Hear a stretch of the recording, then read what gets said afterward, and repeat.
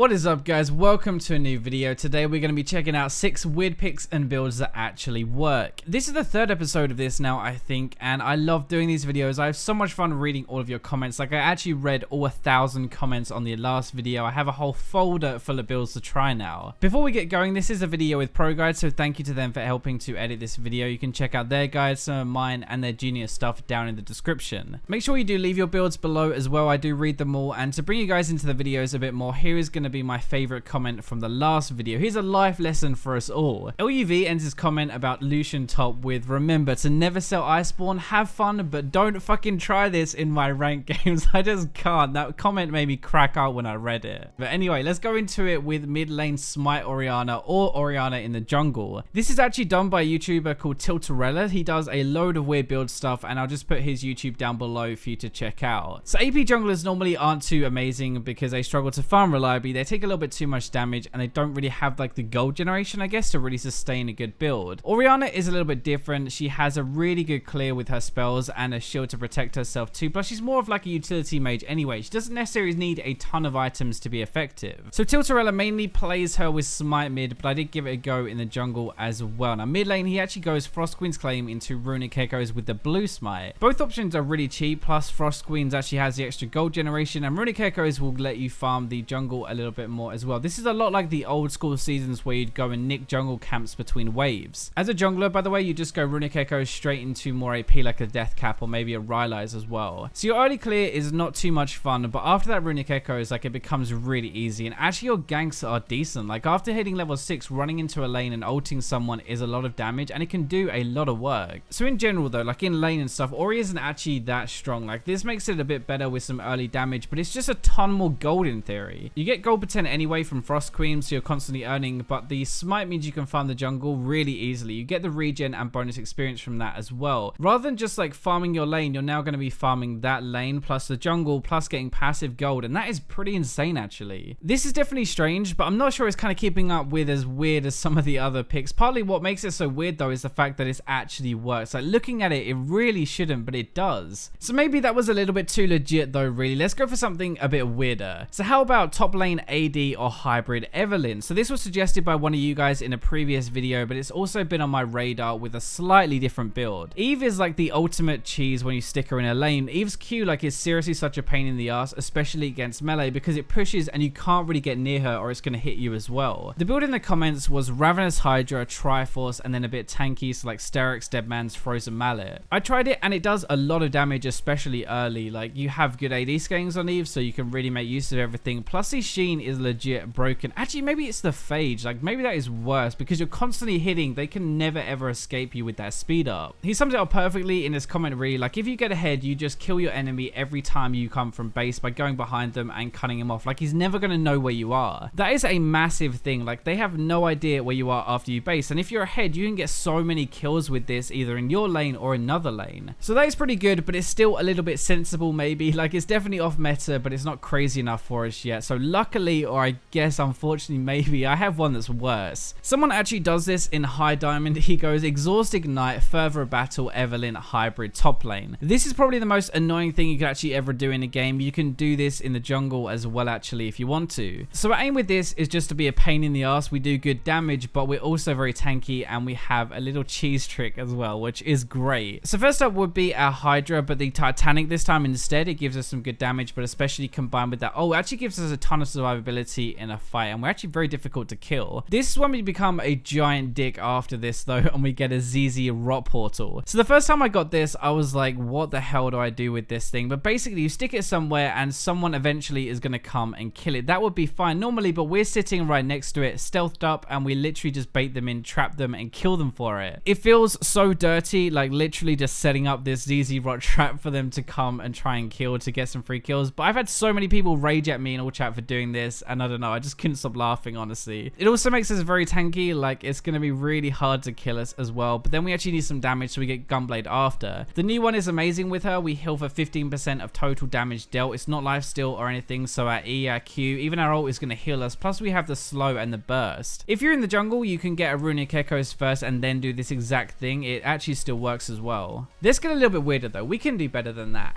Actually, that sounds really odd. That sounds like a dodgy film, but anyway, Atrox is pretty crap right now, let's be honest, right? Maybe we're just playing him wrong though. According to this guy, we definitely are. Instead of having his heavy attack speed and lifesteal, you know what we really need? We need an infinity edge. When I looked at this guy and did some research, I pretty much had the same reaction as you guys probably had, like what on earth is going on? But then again, he also builds this on Nautilus, so what can you really expect, I guess? Walrus and the new Visage are two things that I kind of thought salvaged him a little bit because he just doesn't die, right? But this guy wants to kill stuff more than live forever, apparently. Shiv into Infinity Edge, Dead Man's Plate, and then Phantom Dancer, Bloodthirster, and a Visage. That's actually a really scary late game build if you ever get there. He even takes Storm Raiders as well, because when you crit, you get this massive move speed buff for a bit and just chase people like they can't ever get away from you. I mean, in a way, it kind of makes sense. You have some natural sustain with your W, you have that like bonus damage with it as well. Plus, you have your ult range and attack speed. Imagine him jumping into a fight, right? He's whacking you, critting you from that far away. That is not cool. Remember as well, you have the Shiv bonus damage that can actually crit. So if you think about it, it's like 200 damage per hit with his W max. You get the crits, attacking that fast. You Shiv proc your Phantom Dancer, reduce damage and damage from the rest of your kit, and attack speed and range from your ult. That is a lot of extra stuff that he brings to the table with this build and makes him even more irritating to play against. He does have another random variation though as well, Shiv into BT into Visage. I tried this once when I was ahead and I did so much damage still, plus I just did not die. Like, it legit made everyone else rage, which was so good. So maybe it's not just Atrox we're playing wrong though. Maybe we should have a look at Nautilus as well. This one was mentioned so much in the comments, like it was everywhere. There are two different ones that stood out though. So top on here as Nautilus and Blood Razor Jungle Nautilus. The Blood Razor one is actually a one I had down already, plus we mentioned it a little bit I think in a video months ago. I might not have, but I think I did. Basically, you have a lot of natural damage packed into your kit with high base values, plus you do bonus damage on your autos with your shield active, but it's really just the insane amount of crowd control you have. Like, not only are you going to be able to kill people with the damage you have with this build, but you can just lock them in place while you do it and they can't do anything. It's pretty stupid. So you lock them in place with your first auto attack, right, which also does bonus damage. You have your E to slow, the Q to hook them back in when they try to run, and the ultimate to knock them up and let you smack them about some more. The build suggested for the jungle is Blood Razor, Dead Man's, Rapid Fire Cannon Abyssal, and Frozen Mallet. So this could work, but I prefer a much more manly approach, even though ironically this guy's picture is of wrestling, I think, so please do not come and beat me up, okay? I was just kidding. I personally like going Blood Razor, Wits End, something defensive, maybe like a Frozen Mallet or a Dead Man's, maybe your Visage, and then Rage Bait. This will be so much on-hit damage, it'd be ridiculous, and seeing Nautilus attack this fast is just so funny. The top lane on-hit build is pretty solid though, so Nash's Tooth, Wits End, Rage Bait, and then Lichbane, Rylai's Frozen Mallet to finish it off. Naut's AP ratios are actually really good on all of his abilities, so a weird like hybrid AP attack speed version does work quite well. Wits End increases your ability damage too by stealing their magic resist, and Rage Bait makes your attack even faster and apply all of that on-hit damage even more. At this point, you're kind of playing him like a Kayle, to be honest, like a little bit different, but while Kayle makes herself immune, Nautilus just locks you down with crowd control while he whacks you over and over. It is a bit strange, I know, but this legit does work, and I've been dumped on by it in high diamond a few times. It's so hard to play against, locked down and dead before you can even move. So we haven't really looked at the bot lane this video this entire time, and I always want to spread these out a little bit, so let's go to support tank Twisted Fate. I actually mean tank as in like building him like a Braum or something as well. There is this guy in high diamond in Korea doing this, and when I first looked it up, I was like, this guy must be nuts. It cannot work. Well, it turns out it does, and it's not even that bad. Like, you have your gold card for a bit of crowd control, you can roam to mid lane like a god, and you even do some decent poke damage actually. I would have thought that you'd max your W really, but he maxes Q in most lanes to poke people more, and he starts with the Spell Thief's Edge, which I guess does some decent damage, and it combined with the gold card, it's enough to take people down. It's actually not a bad kill lane. The ultimate is probably the biggest thing though, that, like how you can do most damage in the game. You can do so many weird things with it. You can base and you can just like run up, you can ult top lane and gank. Nobody is going to expect that, but your top laner will love you for it. You can run up to mid lane and you can gank there. You can invade with your jungler or join like 2v2 fights mid. It actually turns a lot of things like that. Like if you have the enemy jungler and mid laner fighting your jungler and mid laner, imagine